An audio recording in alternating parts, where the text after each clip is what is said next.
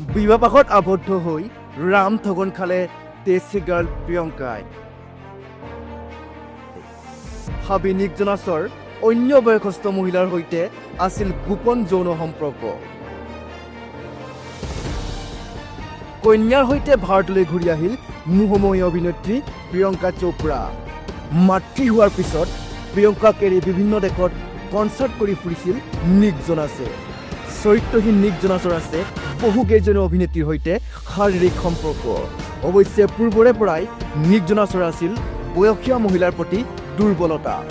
বয়সীয়া super model Paris হিলটনৰ সৈতে যৌন সম্পৰ্ক ৰক্ষা কৰি আহিছিল হাবি নিক জোনাছে।